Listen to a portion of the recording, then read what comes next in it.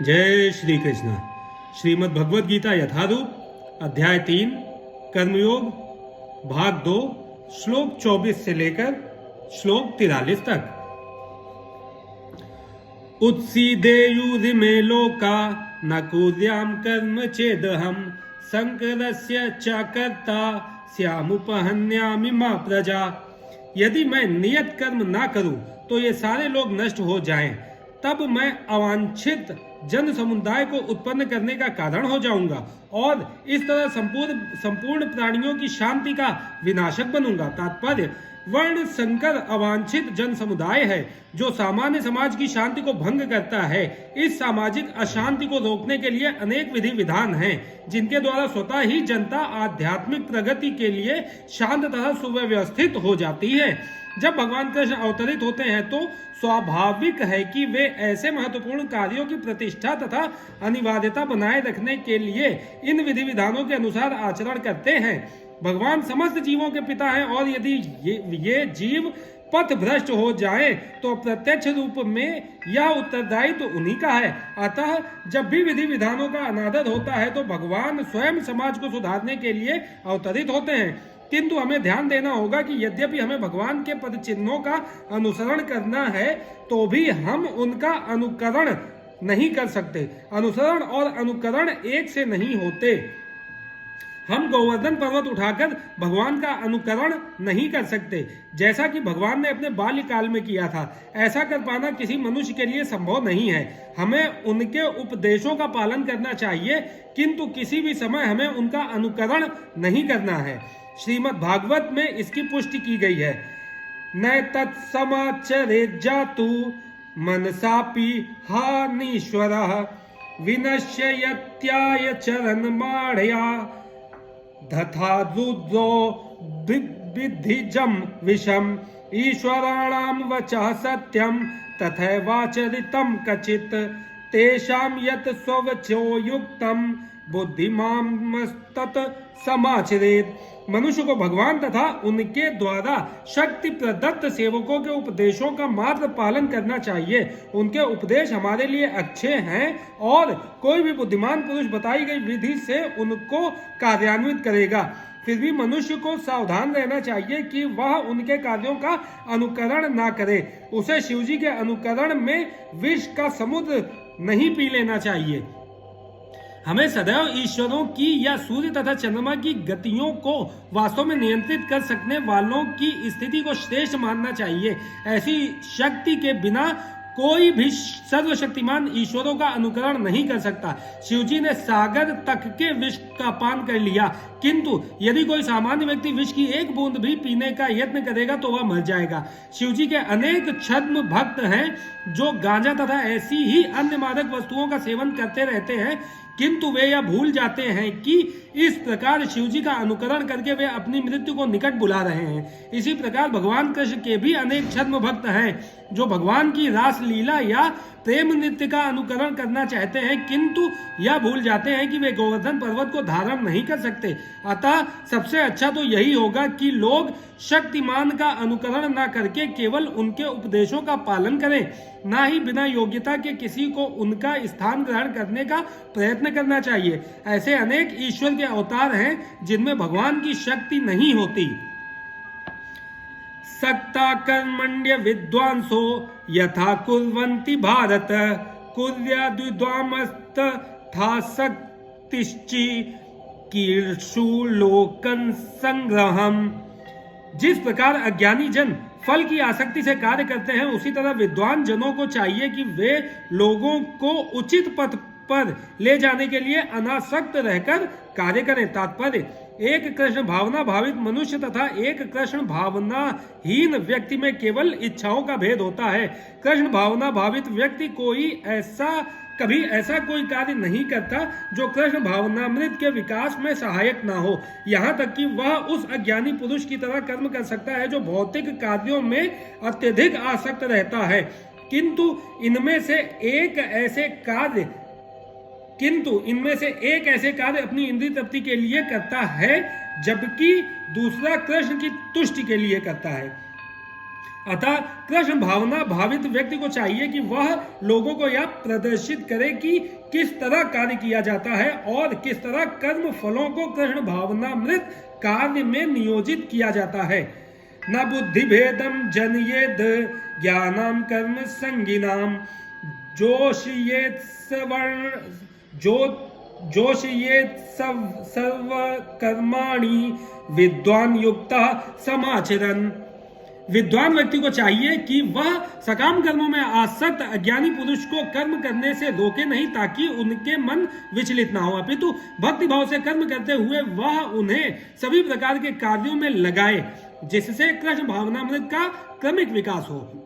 तात्पर्य: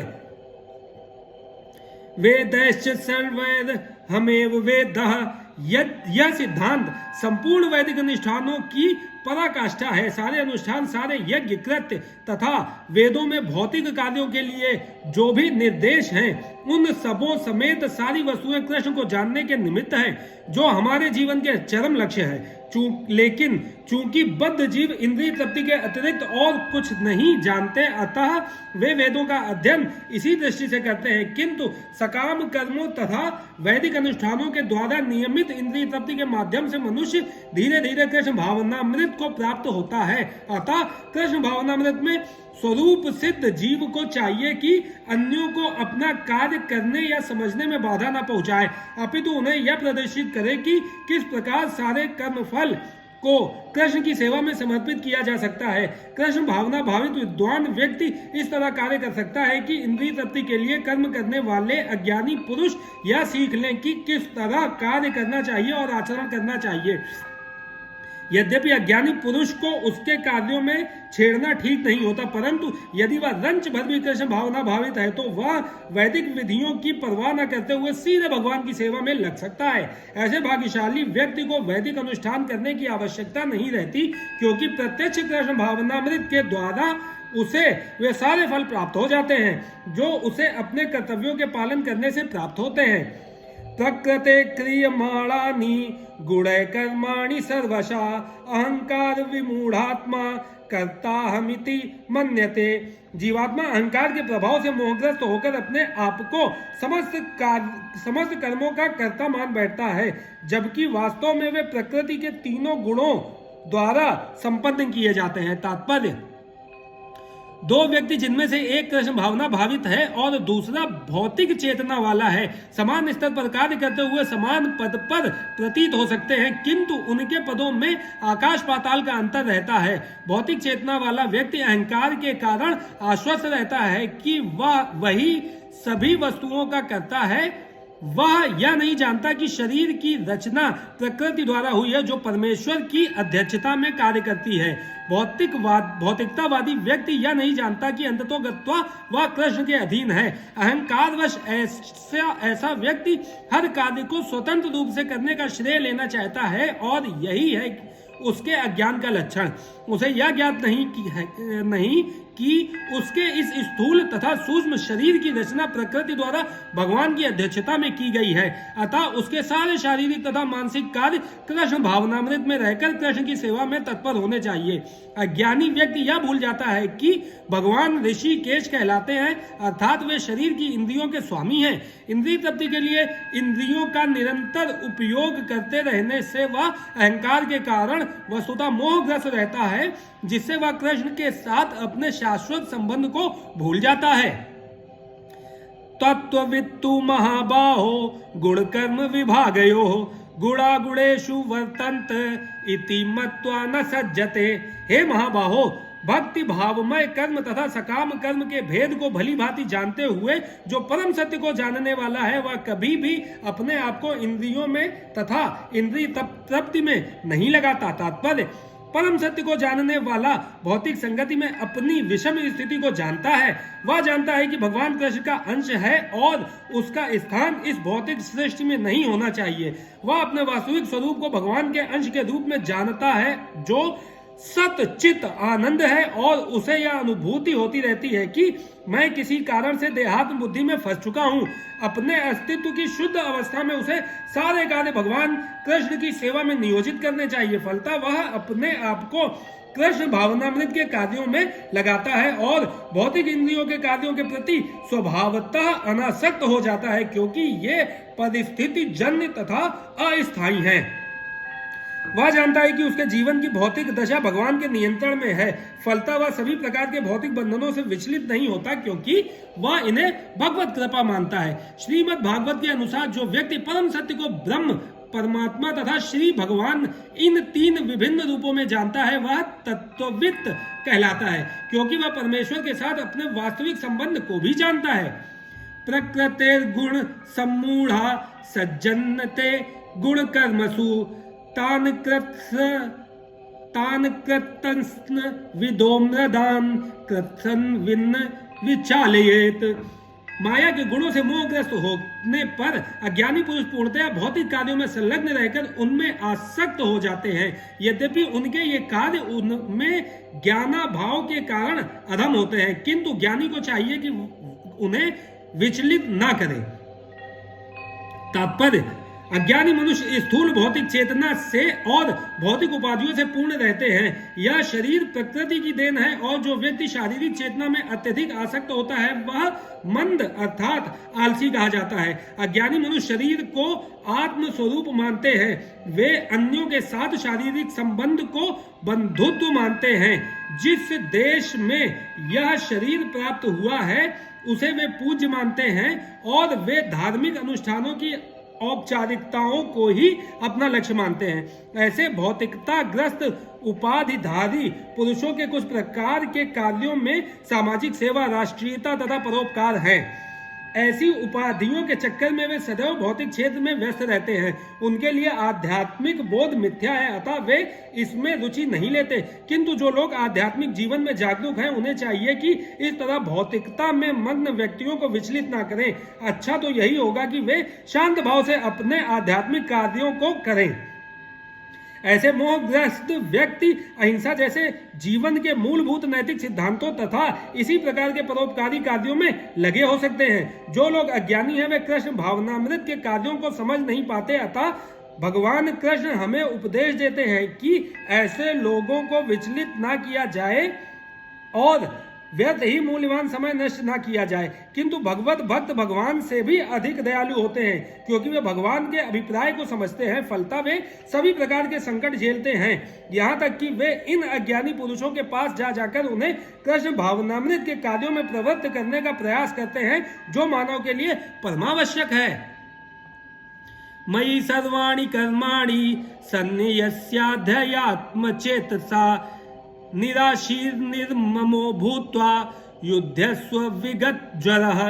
अतः हे अर्जुन, अपने सारे कार्यों को मुझ में समर्पित करके मेरे पूर्ण ज्ञान से युक्त होकर लाभ की आकांक्षा से रहित, स्वामित्व के किसी दावे के बिना तथा आलस्य से रहित होकर युद्ध करो। तात्पर्य, यह श्लोक भगवत गीता के प्रयोजन को स्पष्टतया इंगित करने वाला है। भगवान की शिक्षा है कि स्वधर्म पालन के लिए सैन्य अनुशासन के सदृश पूर्णतया कृष्ण भावना भावित होना आवश्यक है। ऐसे आदेश से कुछ कठिनाई उपस्थित हो सकती है, फिर भी कृष्ण के आश्रित होकर स्वधर्म का पालन करना ही चाहिए, क्योंकि यह जीव की स्वाभाविक स्थिति है। जीव भगवान के सहयोग के बिना सुखी नहीं हो सकता, क्योंकि जीव की नित्य स्वाभाविक स्थिति ऐसी है कि भगवान की इच्छाओं के अधीन रहा जाए। अतः श्री कृष्ण ने अर्जुन को युद्ध करने का इस तरह आदेश दिया मानो भगवान उसके सेना नायक हो। परमेश्वर की इच्छा के लिए मनुष्य को सर्वस्व की बलि करनी होती है और साथ ही स्वामित्व जताए बिना स्वधर्म का पालन करना होता है। अर्जुन को भगवान के आदेश का मात्र पालन करना था। परमेश्वर समस्त आत्माओं के आत्मा है, अतः जो पूर्णतया परमेश्वर पर आश्रित रहता है, या दूसरे शब्दों में जो पूर्णतया कृष्ण भावना भावित है, वह अध्यात्म चेतस कहलाता है। निराशी का अर्थ है स्वामी के आदेशानुसार कार्य करना, किंतु फल की आशा ना करना। कोषाध्यक्ष अपने स्वामी के लिए लाखों रुपये गिन सकता है, किंतु इसमें से वह अपने लिए एक पैसा भी नहीं चाहता। इसी प्रकार मनुष्य को यह समझना चाहिए कि इस संसार में किसी व्यक्ति का कुछ भी नहीं है, सारी वस्तुएं परमेश्वर की हैं। मई अर्थात मुझमें का वास्तविक तात्पर्य यही है। और जब मनुष्य इस प्रकार से कृष्ण भावनामृत में कार्य करता है तो वह किसी वस्तु पर अपने स्वामित्व का दावा नहीं करता। यह भावनामृत निर्मम अर्थात मेरा कुछ नहीं है कहलाता है। यदि ऐसे कठोर आदेश को जो शारीरिक संबंध में तथा कथित बंधुत्व भावना से रहित है पूरा करने में कुछ झिझक हो तो उसे दूर कर देना चाहिए। इस प्रकार मनुष्य विगत ज्वर अर्थात ज्वर या आलस्य से रहित हो सकता है। अपने गुण तथा स्थिति के अनुसार प्रत्येक व्यक्ति को विशेष प्रकार का कार्य करना होता है और ऐसे कर्तव्यों का पालन कृष्ण भावना भावित होकर किया जा सकता है। इसमें मुक्ति का मार्ग प्रशस्त हो जाएगा। ये में मतमिदं नित्य मनुतिष्ठित मानवा श्रद्धावंतो अनुसूयन्तो मुच्यन्ते ते अपि कर्म भी। जो व्यक्ति मेरे आदेशों के अनुसार अपना कर्तव्य करते रहते हैं और ईर्ष्या रहित रहकर इसका उपदेश का श्रद्धा पूर्वक पालन करते हैं वे सकाम कर्मों के बंधन से मुक्त हो जाते हैं। तात्पर्य श्री भगवान कृष्ण का उपदेश समस्त वैदिक ज्ञान का सार है, अतः किसी अपवाद के बिना यह शाश्वत सत्य है। जिस प्रकार वेद शाश्वत है उसी प्रकार कृष्ण भावनामृत का यह सत्य भी शाश्वत है। मनुष्य को चाहिए कि भगवान से ईर्ष्या किए बिना इस आदेश में दृढ़ विश्वास रखे। ऐसे अनेक दार्शनिक हैं जो भगवत गीता पर टीका रचते हैं किंतु कृष्ण में कोई श्रद्धा नहीं रखते। वे कभी भी सकाम कर्मों के बंधन से मुक्त नहीं हो सकते, किंतु एक सामान्य पुरुष भगवान के इन आदेशों में दृढ़ विश्वास करके कर्म नियम के बंधन से मुक्त हो जाता है। भले ही वह इन आदेशों का ठीक से पालन ना कर पाए। कृष्ण भावनामृत के प्रारंभ में भले ही कृष्ण के आदेशों का पूर्णतया पालन ना हो पाए, किंतु चूंकि मनुष्य इस नियम से दुष्ट नहीं होता और पराजय तथा निराशा का विचार किए बिना निष्ठा पूर्वक कार्य करता है, अतः वह विशुद्ध कृष्ण भावनामृत को प्राप्त होता है। ये त्वेत दभ्य सूयन्तो नानुतिष्ठन्ति मे मत्तम सर्व ज्ञान विमूढ़ास्ता विंदी नष्टान चेतसा।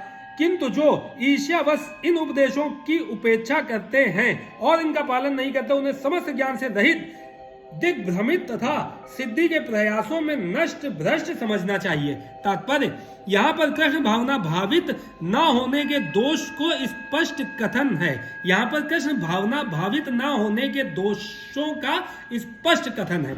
जिस प्रकार परम अधिशासी की आज्ञा के उल्लंघन के लिए दंड होता है उसी प्रकार भगवान के आदेश के प्रति अवज्ञा के लिए भी दंड है। अवज्ञाकारी व्यक्ति चाहे कितना ही बड़ा क्यों ना हो वह शून्य हृदय होने से आत्मा के प्रति तथा परब्रह्म परमात्मा एवं श्री भगवान के प्रति अनिभिज्ञ रहता है।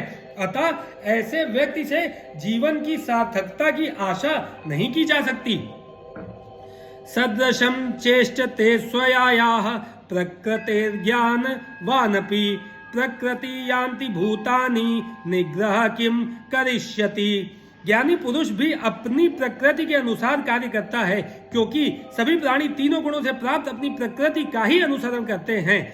भला दमन से क्या हो सकता है। तात्पर्य कृष्ण भावनामृत के दिव्य पद पर स्थित हुए बिना प्रकृति के गुणों के प्रभाव से मुक्त नहीं हुआ जा सकता, जैसा कि स्वयं भगवान ने 7वें अध्याय में कहा है। अतः सांसारिक धरातल पर बड़े से बड़े शिक्षित व्यक्ति के लिए केवल सैद्धांतिक ज्ञान से आत्मा को शरीर से पृथक करके माया के बंधन से निकल पाना असंभव है। ऐसे अनेक तथाकथित आध्यात्मवादी हैं जो अपने को विज्ञान में बढ़ा चढ़ा मानते हैं, किंतु भीतर भीतर वे पूर्णतः प्रकृति के गुणों के अधीन रहते हैं, जिन्हें जीत पाना कठिन है। ज्ञान की दृष्टि से कोई कितना ही विद्वान क्यों ना हो, किंतु भौतिक प्रकृति की दीर्घकालीन संगति के कारण वह बंधन में रहता है।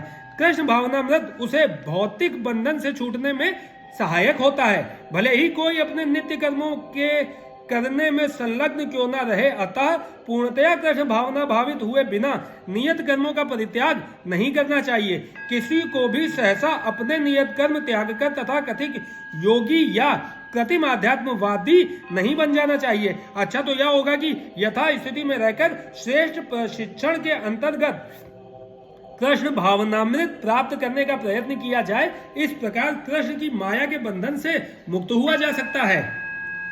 इंद्रियेन्द्रियस्यार्थे राग द्वेष व्यवस्थितो तयोर्वशमागच्छेतो हास्य परिपंथिनो।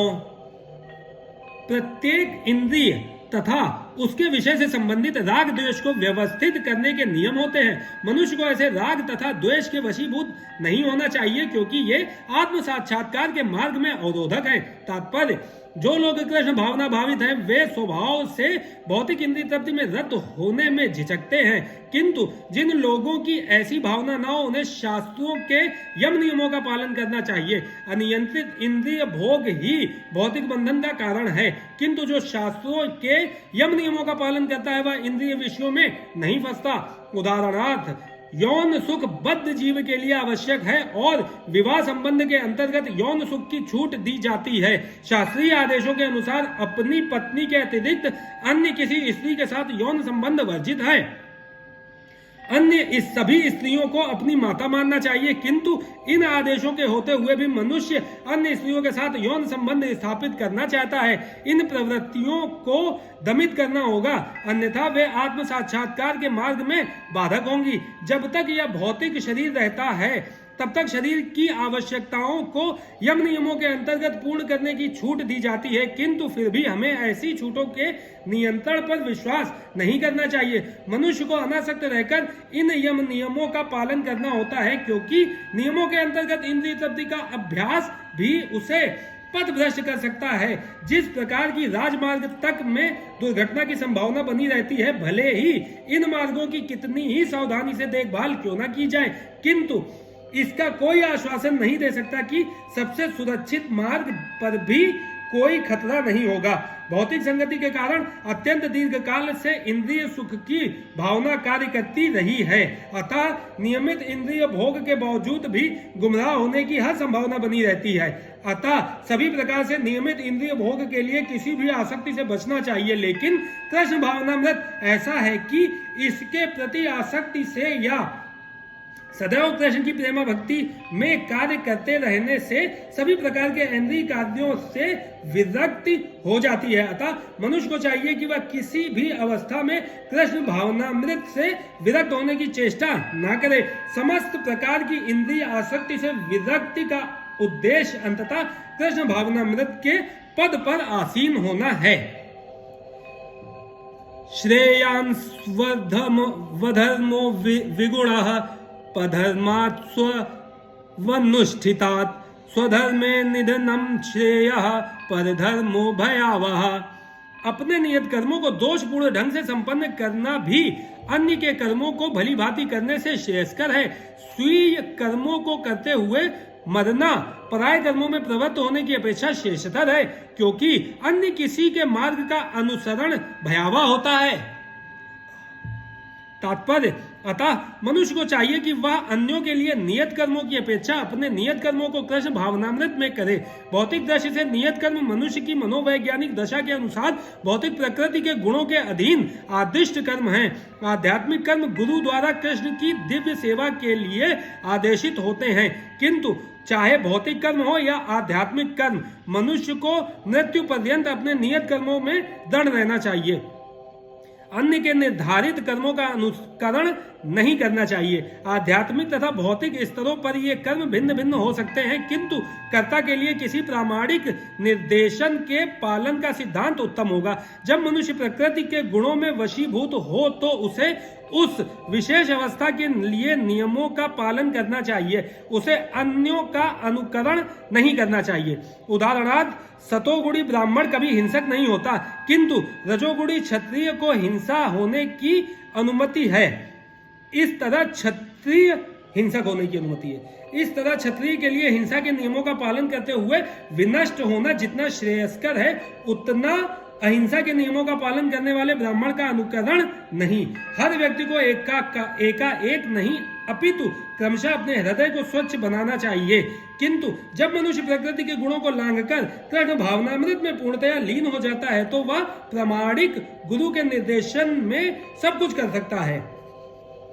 कृष्ण भावनामृत की पूर्ण स्थिति में एक क्षत्रिय ब्राह्मण की तरह और एक ब्राह्मण क्षत्रिय की तरह कर्म कर सकता है। दिव्य अवस्था में भौतिक जगत का भेदभाव नहीं रह जाता। उदाहरणार्थ विश्वामित्र मूलतः क्षत्रिय थे, किंतु बाद में वे ब्राह्मण हो गए। इसी प्रकार परशुराम पहले ब्राह्मण थे, किंतु बाद में वे क्षत्रिय बन गए। ब्रह्म में स्थित होने के कारण ही वे ऐसा कर सके, किंतु जब तक कोई भौतिक स्तर पर रहता है उसे प्रकृति के गुणों के अनुसार अपने कर्म करने चाहिए, साथ ही उसे कृष्ण भावनामृत का पूरा बोध होना चाहिए। अर्जुन उवाच अथ केन प्रयुक्तो अयम पापम चरति पुरुषः अनिच्छन्नपि वाष्णेय बलादिव नियोजितः। अर्जुन ने कहा, हे वृषणिवंशी, मनुष्य ना चाहते हुए भी पाप कर्मों के लिए प्रेरित क्यों होता है? ऐसा लगता है कि उसे बलपूर्वक उनमें लगाया जा रहा हो। तात्पर्य, जीवात्मा परमेश्वर का अंश होने के कारण मूलतः आध्यात्मिक, शुद्ध एवं समस्त भौतिक कल्मशों से मुक्त रहता है। फलता स्वभाव से वह भौतिक जगत के पापों में प्रवृत्त नहीं होता, किंतु जब वह माया के संसर्ग में आता है तो वह बिना झिझक के और कभी कभी इच्छा के विरुद्ध भी अनेक प्रकार से पाप कर्म करता है। अतः कृष्ण से अर्जुन का प्रश्न अत्यंत प्रत्याशापूर्ण है कि जीवों की प्रकृति विकृत क्यों हो जाती है। यद्यपि कभी कभी जीव कोई पाप नहीं करना चाहता, किंतु उसे ऐसा करने के लिए बाध्य होना पड़ता है, किंतु ये पाप कर अंतर्यामी परमात्मा द्वारा प्रेरित नहीं होते, अपितु अन्य कारण से होते हैं, जैसा कि भगवान अगले श्लोक में बताते हैं। श्री भगवान उवाच काम एष क्रोध एष रजोगुण समुद्भव महाशनो महापापमा विद्वयेन मिह वैरिणम।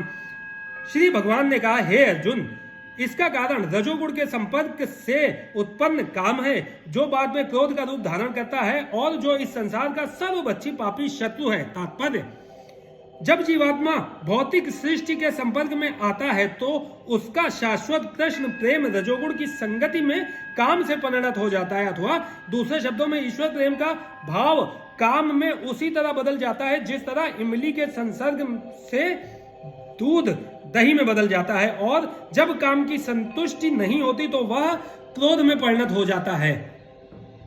क्रोध मोह में, और मोह इस संसार में निरंतर बना रहता है। अतः जीवात्मा का सबसे बड़ा शत्रु काम है, और यह काम ही है जो विशुद्ध जीवात्मा को इस संसार में फंसे रहने के लिए प्रेरित करता है। क्रोध तमोगुण का प्राकट्य है। ये गुण अपने आप को क्रोध तथा अन्य रूपों में प्रकट करते हैं। अतः यदि रहने तथा कार्य करने की विधियों द्वारा रजोगुण को तमोगुण में ना गिरने देकर सतोगुण तक ऊपर उठाया जाए तो मनुष्य को क्रोध में पतित होने से आध्यात्मिक आसक्ति के द्वारा बचाया जा सकता है। अपने नित्य वर्धमान चिदानंद के लिए भगवान ने अपने आप को अनेक रूपों में विस्तारित कर लिया, और जीवात्माएं उनके इस चिदानंद के ही अंश हैं।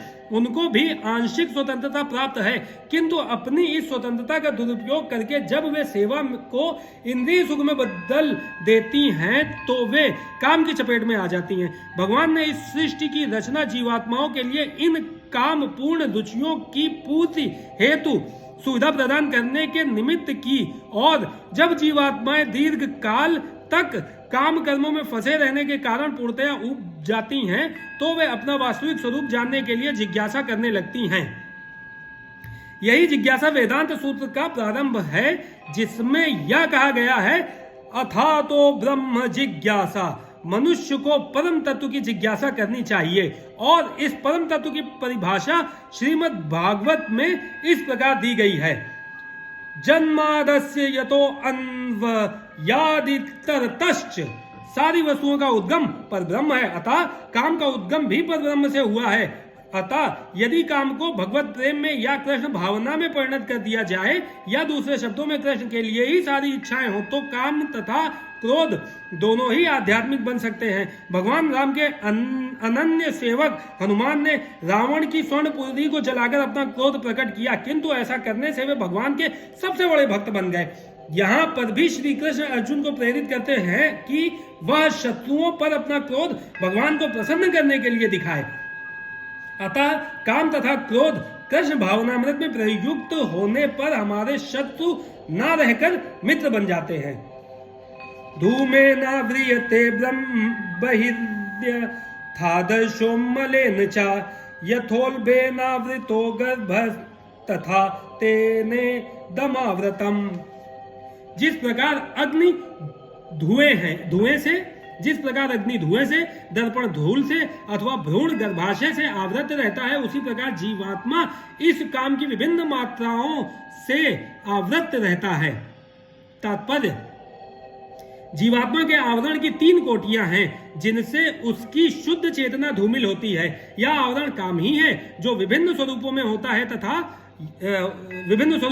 है यथा अग्नि में धुआं, दर्पण में धूल तथा भ्रूण पर गर्भाशय। जब काम की उपमा धूम्र से दी जाती है तो यह समझना चाहिए कि जीवित स्फुलिंग की अग्नि कुछ कुछ अनुभव गम्य है। दूसरे शब्दों में, जब जीवात्मा अपने कृष्ण भावनामृत को कुछ कुछ प्रकट करता है तो उसकी उपमा धुएं से आवृत अग्नि से दी जा सकती है। यद्यपि जहां कहीं धुआं होता है वहां अग्नि का होना अनिवार्य है, किंतु प्रारंभिक अवस्था में अग्नि की प्रत्यक्ष अभिव्यक्ति नहीं होती। यह अवस्था कृष्ण भावनामृत के शुभारंभ जैसी है। दर्पण पर धूल का उदाहरण मन रूपी दर्पण को अनेकानेक आध्यात्मिक विधियों से स्वच्छ करने की प्रक्रिया के समान है।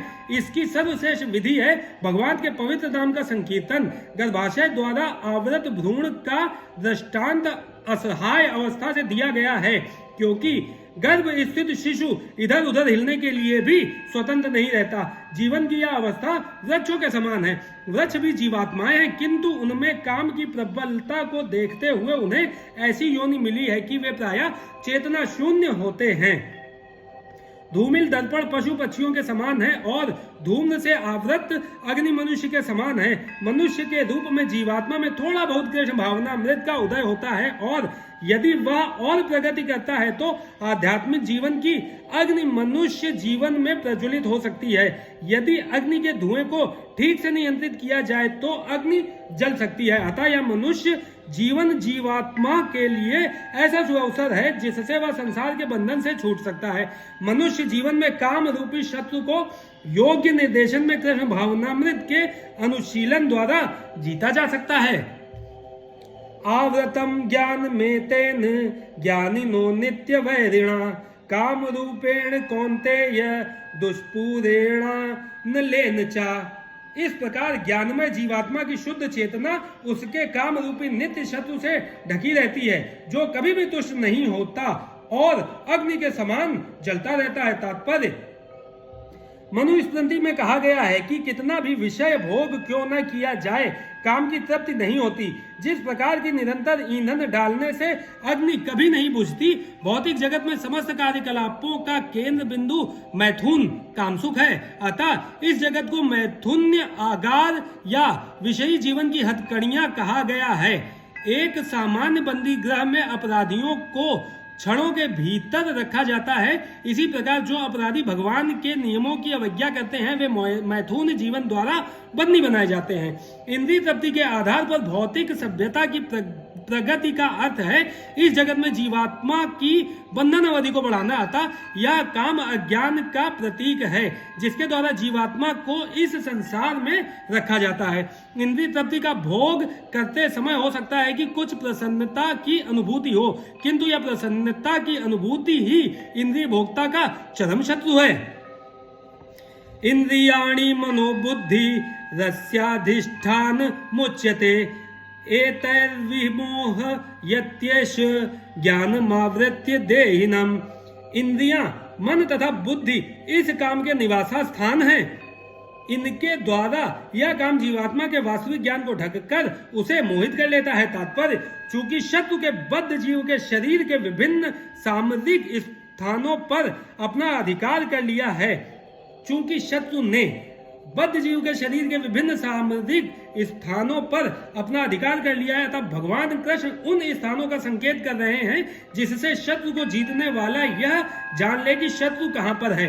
मन समस्त इंद्रियों के कार्यकलापों का केंद्र बिंदु है। अतः जब हम इंद्रिय विषयों के संबंध में सुनते हैं तो मन इंद्रिय तृप्ति के समस्त भावों का आगार बन जाता है। इस तरह मन तथा इंद्रियां काम की शरण स्थली बन जाते हैं। इसके बाद बुद्धि ऐसी काम पूर्ण रुचियों की राजधानी बन जाती है। बुद्धि आत्मा की निकट पड़ोसिन है। काम में बुद्धि से आत्मा प्रभावित होता है, जिससे उसमें अहंकार उत्पन्न होता है और वह पदार्थ से तथा इस प्रकार मन तथा इंद्रियों से अपना तादात्म्य कर लेता है। आत्मा को भौतिक इंद्रियों का भोग करने की लत पड़ जाती है, जिसे वह वास्तविक सुख मान बैठता है। श्रीमद् भागवत में आत्मा के इस मिथ्या स्वरूप की अत्युत्तम विवेचना की गई है। यस्यात्म बुद्धि कुपड़े त्रिधातु के स्वधि कलता दिशु भौम इज्जधि यतीर्थ बुद्धि सलिले न कहि चिन्ने स्वभिज्ञेषु स एव गोखरः। जो मनुष्य इस त्रिधातु निर्मित शरीर को आत्मस्वरूप जान बैठता है, जो देह के विकारों को स्वजन समझता है, जो जन्मभूमि को पूज्य मानता है और जो तीर्थ स्थलों की यात्रा दिव्य ज्ञान वाले पुरुष से भेंट करने के लिए नहीं अपितु स्नान करने के लिए करता है, उसे गधा या बैल के समान समझना चाहिए। तस्मात् त्वमिन्द्रियाण यादव नियम्य भरतर्षभ पापमानं प्रजहीरेणं ज्ञान विज्ञान नाशनम। इसलिए हे भरतवंशियों में श्रेष्ठ अर्जुन, प्रारंभ में ही इंद्रियों को वश में करके इस पाप के महान प्रतीक का दमन करो और ज्ञान तथा आत्म साक्षात्कार के इस विनाशकर्ता का वध करो। तात्पर्य: भगवान ने अर्जुन को प्रारंभ से ही इंद्रिय संयम करने का उपदेश दिया, जिससे वह सबसे पापी शत्रु काम का दमन कर सके, जो आत्म साक्षात्कार तथा आत्मज्ञान की उत्कंठा को विनष्ट करने वाला है। ज्ञान का अर्थ है आत्म तथा अनात्म के भेद का बोध, अर्थात यह ज्ञान की आत्मा शरीर नहीं है। विज्ञान से आत्मा की स्वाभाविक स्थिति तथा परमात्मा के साथ उसके संबंध का विशिष्ट ज्ञान सूचित होता है। श्रीमद् भागवत में इसकी विवेचना इस प्रकार हुई है।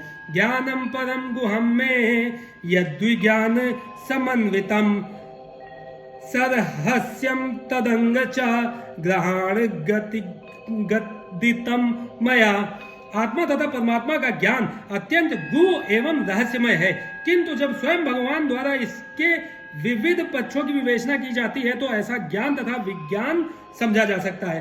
भगवत गीता में हमें आत्मा का सामान्य तथा विशिष्ट ज्ञान तथा विज्ञान प्रदान करती है। भगवत गीता हमें आत्मा का सामान्य तथा विशिष्ट ज्ञान तथा विज्ञान प्रदान करती है। जीव भगवान के विभिन्न अंश हैं, अतः वे भगवान की सेवा के लिए हैं। यह चेतना कृष्ण भावनामृत कहलाती है। अतः मनुष्य को जीवन के प्रारंभ से इस कृष्ण भावनामृत को सीखना होता है, जिससे वह पूर्णतया कृष्ण भावना भावित होकर तदनुसार कर्म करे। काम ईश्वर प्रेम का विकृत प्रतिबिंब है और प्रत्येक जीव के लिए स्वाभाविक है, किंतु यदि किसी को प्रारंभ से ही कृष्ण भावनामृत की शिक्षा दी जाए तो प्राकृतिक ईश्वर प्रेम काम के रूप में विकृत नहीं हो सकता। एक बार ईश्वर प्रेम के काम रूप में विकृत हो जाने पर इसके मौलिक स्वरूप को पुनः प्राप्त कर पाना दुस्साध्य हो जाता है। फिर भी कृष्ण भावनामृत इतना शक्तिशाली होता है कि विलंब से प्रारंभ करने वाला भी भक्ति के विधि विधानों का पालन करके ईश्वर प्रेमी बन सकता है। अतः जीवन की किसी भी अवस्था में या जब भी इसकी अनिवार्यता समझी जाए, मनुष्य कृष्ण भावनामृत या भगवत भक्ति के द्वारा इंद्रियों को वश में करना प्रारंभ कर सकता है और काम को भगवत प्रेम में बदल सकता है, जो मानव जीवन की पूर्णतया की चरम अवस्था है। इंद्रियाणि पराण्याहुरिन्द्रियेभ्य परम मनः मनसस्तु परा बुद्धिर्यो बुद्धे परतस्तु सः। कर्मेंद्रियां जड़ पदार्थ की अपेक्षा श्रेष्ठ है, मन इंद्रियों से बढ़कर है, बुद्धि मन से भी उच्च है और वह बुद्धि से भी बढ़कर है। तात्पर्य: इंद्रियां काम के कार्यकलापों के विभिन्न द्वार हैं। काम का निवास शरीर में है, किंतु उसे इंद्रिय रूपी झरोखे प्राप्त हैं। अतः कुल मिलाकर इंद्रियां शरीर से श्रेष्ठ है। श्रेष्ठ चेतना या कृष्ण भावनामृत होने पर ये द्वार काम में नहीं आते। कृष्ण भावनामृत में आत्मा भगवान के साथ सीधा संबंध स्थापित करता है। अतः यहाँ पर वर्णित शारीरिक कार्यों की शेषता परमात्मा में आकर समाप्त हो जाती है। शारीरिक कर्म का अर्थ है इंद्रियों के कार्य और इन इंद्रियों के अवरोध का अर्थ है सारे शारीरिक कर्मों का अवरोध। लेकिन चूंकि मन सक्रिय रहता है, अतः शरीर के मौन तथा स्थिर रहने पर भी मन कार्य करता रहता है। यथा स्वप्न के समय मन कार्यशील रहता है, किंतु मन के ऊपर भी बुद्धि की संकल्प शक्ति होती है और बुद्धि के ऊपर भी स्वयं आत्मा है। अतः यदि आत्मा प्रत्यक्ष रूप में परमात्मा में रत रहे तो अन्य सारे अधीनस्थ यथा बुद्धि, मन तथा इंद्रियां स्वतः रत हो जाएंगे। कठोपनिषद में एक ऐसा ही अंश है जिसमें कहा गया है कि इंद्रिय विषय इंद्रियों से श्रेष्ठ है और मन इंद्रिय विषयों से श्रेष्ठ है। अतः यदि मन भगवान की सेवा में निरंतर लगा रहता है तो इन इंद्रियों के अन्यत्र रत होने की संभावना नहीं रह जाती। इस मनोवृत्ति की विवेचना की जा चुकी है। परम दृष्टा निवर्तते, यदि मन भगवान की दिव्य सेवा में लगा रहे तो तुच्छ विषयों में उसके लग पाने की संभावना नहीं रह जाती। कठोपनिषद में आत्मा को महान कहा गया है। अतः आत्मा इंद्रिय विषयों, इंद्रियों, मन तथा बुद्धि इन सबके ऊपर है। अतः सारी समस्या का हल यह है कि आत्मा के स्वरूप को प्रत्यक्ष समझा जाए। मनुष्य को चाहिए कि बुद्धि के द्वारा आत्मा की स्वाभाविक स्थिति को ढूंढे और फिर मन को निरंतर कृष्ण भावनामृत में लगाए रखे। इससे सारी समस्या हल हो जाती है। सामान्यतः नवदीक्षित आध्यात्मवादी को इंद्रिय विषयों से दूर रहने की सलाह दी जाती है, किंतु इसके साथ साथ मनुष्य को अपनी बुद्धि का उपयोग करके मन को सशक्त बनाना होता है। यदि कोई बुद्धि पूर्वक अपने मन को भगवान के शरणागत होकर कृष्ण भावनामृत में लगाता है तो मन स्वतः सशक्त हो जाता है। और यद्यपि इंद्रियां सर्प के समान अत्यंत बलिष्ठ होती हैं, किंतु ऐसा करने पर वे दंत विहीन सांपों के समान अशक्त हो जाएंगी। यद्यपि आत्मा बुद्धि, मन तथा इंद्रियों का भी स्वामी है, तो भी जब तक इसे कृष्ण की संगति द्वारा कृष्ण भावनामृत में सुदृढ़ नहीं कर लिया जाता, तब तक चलायमान मन के कारण नीचे गिरने की पूरी संभावना बनी रहती है। एवं बुद्धे परम बुद्ध्वा संस्तभ्यात्मान मात्मना जहि शत्रु महाबाहो काम रूपम दुरासदम। इस प्रकार हे महाबाहु अर्जुन, अपने आप को भौतिक इंद्रियों, मन तथा बुद्धि से परे जानकर और मन को सावधान आध्यात्मिक बुद्धि कृष्ण भावनामृत से स्थिर करके आध्यात्मिक शक्ति द्वारा इस काम रूपी दुर्जय शत्रु को जीतो। तात्पर्य, भगवत गीता का यह तृतीय अध्याय निष्कर्षता मनुष्य को निर्देश देता है कि वह निर्विशेष शून्यवाद को चरम लक्ष्य न मानकर अपने आप को भगवान का शाश्वत सेवक समझते हुए कृष्ण भावनामृत में प्रवृत्त हो। भौतिक जीवन में मनुष्य काम तथा प्रकृति पर प्रभुत्व पाने की इच्छा से प्रभावित होता है। प्रभुत्व तथा इंद्रिय तृप्ति की इच्छाएं बद्ध जीव की परम शत्रु हैं, किंतु कृष्ण भावनामृत की शक्ति से मनुष्य इंद्रियों, मन तथा बुद्धि पर नियंत्रण रख सकता है। इसके लिए मनुष्य को सहसा अपने नित्य कर्मों को बंद करने की आवश्यकता नहीं है, अपितु धीरे धीरे कृष्ण भावनामृत विकसित करके भौतिक इंद्रियों तथा मन से प्रभावित हुए बिना अपने शुद्ध स्वरूप के प्रति लक्षित स्थिर बुद्धि से दिव्य स्थिति को प्राप्त हुआ जा सकता है। यही इस अध्याय का सारांश है। सांसारिक जीवन की अपरिपक्व अवस्था में दार्शनिक चिंतन तथा यौगिक आसनों के अभ्यास से इंद्रियों को वश में करने के कृत्रिम प्रयासों से आध्यात्मिक जीवन प्राप्त करने में सहायता नहीं मिलती। उसे श्रेष्ठ बुद्धि द्वारा कृष्ण भावनामृत में प्रशिक्षित होना चाहिए। इस प्रकार श्रीमद् भगवद गीता के तृतीय अध्याय कर्म योग का भक्ति वेदांत तात्पर्य पूर्ण हुआ। जय श्री कृष्ण।